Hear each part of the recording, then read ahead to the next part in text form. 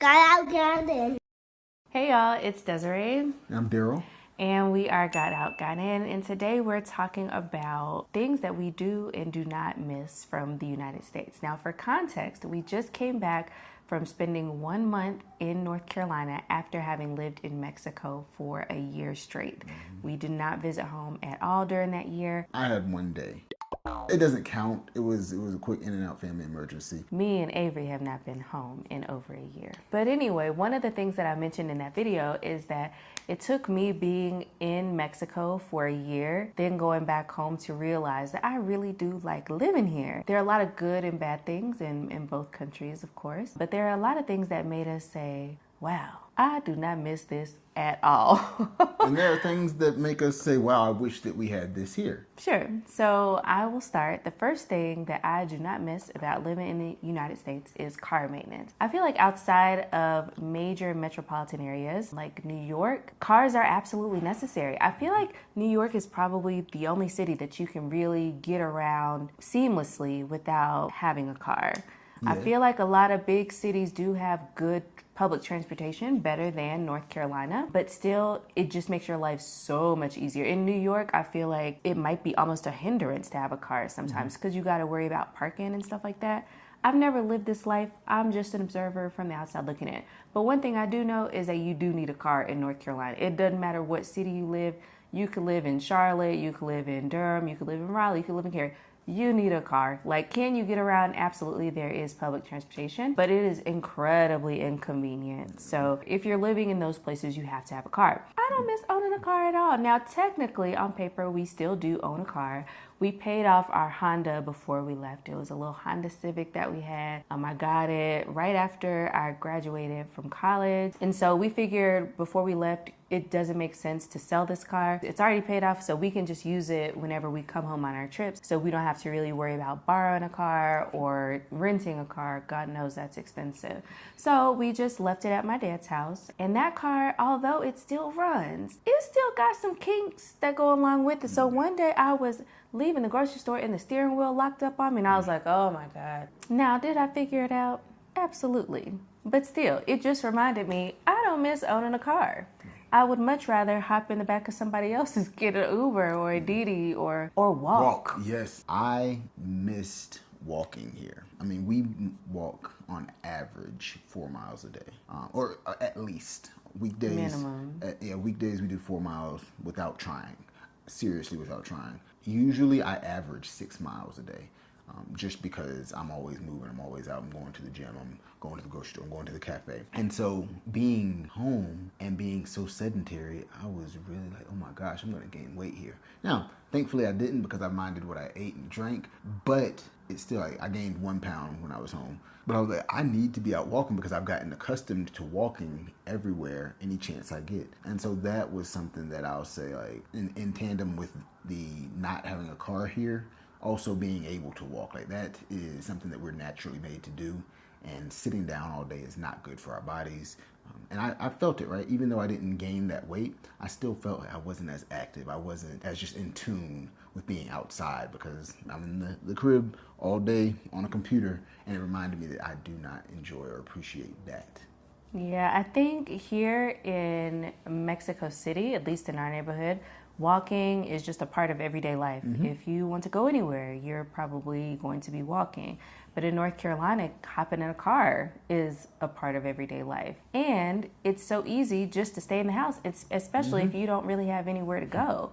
And I mean, I guess technically you could do the same thing here, but like we walk to take Avery to and from school every day. If he was in school or, in like a winter camp or whatever, we would have to walk to take him there. But yeah, being that we were at home, all of us, with no like routine, like nobody had to be in the office, Avery didn't have to be at school or anything like that, we didn't really have to go anywhere. We didn't have to leave. It was depressing. I'll flip to something that I realized I do miss. And it's not as big of an issue here, but I wish that because of the climate here, but I do miss central air and heating, right? Because I do like to be comfortable. And I like to be comfortable without too much effort. Like, I spent 36 years of my life in homes with central air and heating. And so I'm sitting here realizing, you know what? It's nice to not have to have a space heater to keep stuff at a certain temperature. It's nice not to have a fan to do that. But is it the biggest deal? No, it's something that I realized I missed. And I knew that before, but for a month being able to sit around and say, you know what? I want this room on 65 degrees and it stays on 65 degrees. It's a convenience thing. It's not a make or break, but it is something that I did appreciate and enjoy. Yeah. You know what else I miss? This is gonna sound real silly. The dishwasher. I miss having a dishwasher. Me too. I hate washing dishes. The only time I washed a dish while we were at home is if like I needed it immediately, but other than that, it was getting thrown in the dishwasher. Yeah, I knew I missed the dishwasher when we moved here. That was definitely something, because we had I don't know about y'all, but when I was growing up, we didn't use the dishwasher. We weren't like allowed to use it. Me and my brother were the dishwashers. I don't even know why the decision was made, because we have always had a dishwasher as far as I know, but mostly we would use the dishwasher as like a drying rack. So we would wash the dishes and put the clean dishes into the dishwasher and then maybe take them out, as we need them or whatever. It was some years into our marriage where I was just like, why are we not using a dishwasher? You were not like that. It was you? It was definitely me. Oh, okay. And it wasn't that many years into our marriage. It was it was actually, it was probably the first year of our marriage, because we didn't use it when we were living in Charlotte. But then when we got into the apartment in Durham, I was like, I'm not doing this. And like that was like a for me, foot down moment. Like, yo, you can wash dishes if you want, but I'm putting these jokers in here. I remember very well. Well, you know what? I've embraced it ever since. Oh, yeah. Because I'm like, why were we not doing this before? This is silly. Why are we sitting here spending all this time washing dishes? We don't have to. And most dishwashers are actually water efficient. So from what I know, dishwashers use less water than washing dishes by hand. It just didn't make sense. It just didn't make sense. And speaking of household conveniences, I also missed a full-size washer and dryer. We did have a full-size washer and dryer at our last apartment, which was lovely. But our new apartment, that is probably the only thing that I don't really like about living here. We do have a washer and dryer, but it's one of those 2-in-1 things. My gripe with the 2-in-1s is that the dryers, they never dry as well as the standalone units do. So, and this one is a tiny washer. Like, I don't even know like sizes of washers and dryers, but this one is not full size. So for context, we have a king size bed. When we're washing the sheets, that's the only thing that we can put in the washer, because anything else would be too much. Like maybe you could put a pair of underwear if you want to, or a sock, but anything outside of that is too much. Whereas before, we could put 2 sets of sheets in the washer and it be, safe for running. So I definitely miss a full-size washer and dryer, especially the separate units. It's just top tier. Like at my dad's house, I could wash clothes in 33 minutes to be exact. 33 minutes it took. And then if I wanted to dry clothes, a lot of times it would tell me it would do it in like 20 minutes, but I just gave it 30 minutes just to be on the safe side, 30 to 40 minutes depending on how big the load was. And they were done every time. I love that. Here, it takes at least 2 hours for the dryer. I can wash clothes in 30 minutes, but the dryer part, that usually takes the most time. So it could take 2 hours, it could take 4 hours, or it could take 6 hours. I have seriously had to restart the dryer 2 or 3 times throughout the day. So washing clothes here is a process. Like it's something that has become a part of every other day life because it takes so long to do it. And on top of that, you can only do one thing at a time versus the other place, right? You could be washing, drying, and you can go ahead and put one thing in here, other thing go there, and continue to rotate in more of a cycle situation or circuit situation. These are small things, but when we're just talking about things that we just being honest. Yeah, just being honest. These are a few things, and that, like she said, also in our other apartment, it wasn't the case. So that's not an Mexico thing. That's just things that we don't and do miss. Right, and we do realize that don't let our complaints, if you want to call it that, fool you. We do realize how fortunate we are to even have a dryer. because dryers are not very popular in Mexico. A lot of people still use clotheslines to dry their clothes. A lot of people still wash their clothes by hand. So even having this as an option is certainly a blessing. But coming, from the United States in our experience, these are just little things that we've had to adjust to. We don't always, discuss money, but this is, I think, across a lot of countries, not just Mexico versus the U.S., but Germany. I saw a post about Germany the other day. Same thing. The cost of living in the U.S. is prohibitive in a lot of ways, and specifically for groceries, right? So we got off the plane, went straight to the grocery store, 2.5 bags of groceries. They were good sized bags, but they were nothing near what we actually needed for a week. And we spent our week's budget for Mexico. And like I said, I saw the same thing for Germany recently. A lot of European nations do this as well. They have setups within grocery stores, within social systems, education, all of these things that make sense for the citizens, that don't gouge the citizens, right? But in the U.S., it's very much so an unhealthy capitalist system where you just get the most you can from people for basic necessities like bread, like peanut butter and jelly, things like that. And it's not even quality products. Oh my gosh, the food is so much fresher here. Quality. The food is so much fresher. God. And we went to the good grocery store, and still, I'm like, I'd rather be in the mercado, because you're sitting here. If I need to get some aguacate, the person who's selling me them is like, hey, do you need them for today or tomorrow? And they're making sure that they're fresh and they have the right ripeness. You're not getting that quality of service in the States, unless you happen to go to Compare. I just miss proximity, right? Now, thankfully, we have these wonderful technological tools that allow us to talk to people. Because if this were 35 years ago, our son would have very limited relationships with his family members. But now, you know what? He can FaceTime, he can call, he sends picture messages because he can't type yet. He doesn't really, he can spell Paw Patrol, he can spell Mighty Pups, and he can spell his name. But he can't have a whole text conversation, but he will send you a picture message of the toy that he wants. He's already planning for his next Christmas and sending my sister the toys that he wants. So that's one thing. I do miss proximity to people that I grew up with, that I love, that I have built relationship with.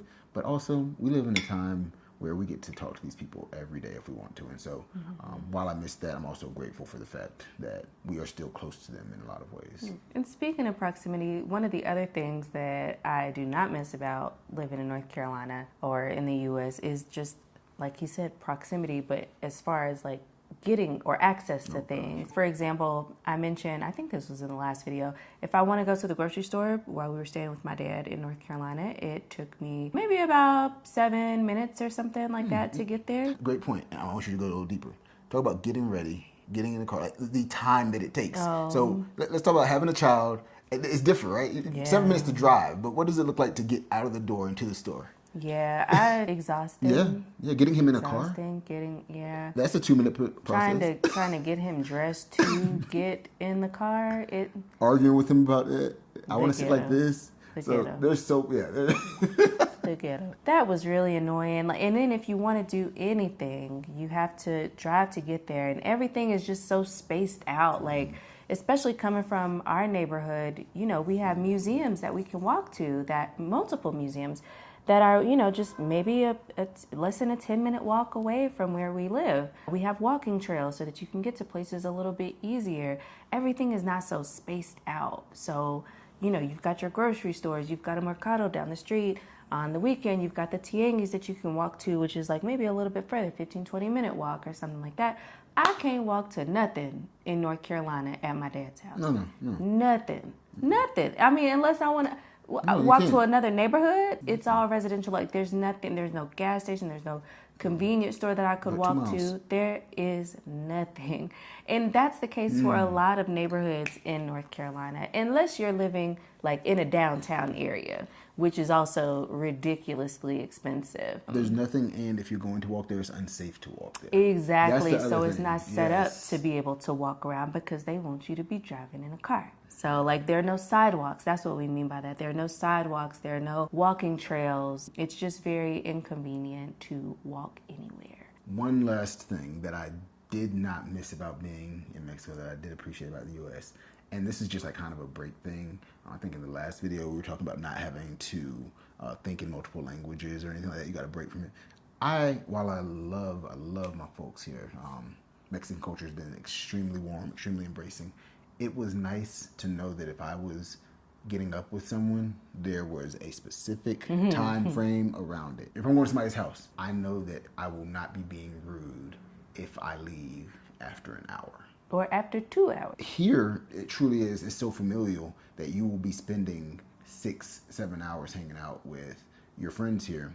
And it was nice to kind of just be able to get back to where my culture is comfortable. Just, to have that reset time. Then we did have those extended times. Like we went down to Charlotte and spent 3 days with my first cousin and his family. But that was also the expectation, was that, hey, this is a sleepover situation where the boys and the adults can just spend extreme, time immersed with one another. But, when it came to play dates, we knew, hey, this is going to be 2 or 3 hours, and boom, we out. It was easy to plan things. Yes, plan multiple things. Yeah. That was the thing. We could do multiple things in a day with that setup. Here, if we're going to have a play date with a local family, we know, hey, this is what we're doing today. We know now. We didn't know initially when we moved here. We know now. This is what we're doing today, and we're not making any other plans. Because it's probably going to be an all-day affair. Ain't no bouncing around the 3 houses. We in North Carolina, I think that I had a day where we did, the last Saturday that we were there, we did brunch with my family. We did play date with your friends. And then I grabbed drinks that night with a friend from college. That ain't happening here. That is not happening here at all. Yeah, that's something that I missed, was being able to fit in a lot if I needed to in a day. So that's that on that. Thank you so much for watching. If you made it this far, go ahead and give us a like and subscribe. Subscribe to the channel so that you can see our next video when it goes live. And if you have had similar experiences that you want to share, we definitely would love to hear them. So leave us a comment down below letting us know. And we will see you next time. Bye. Peace.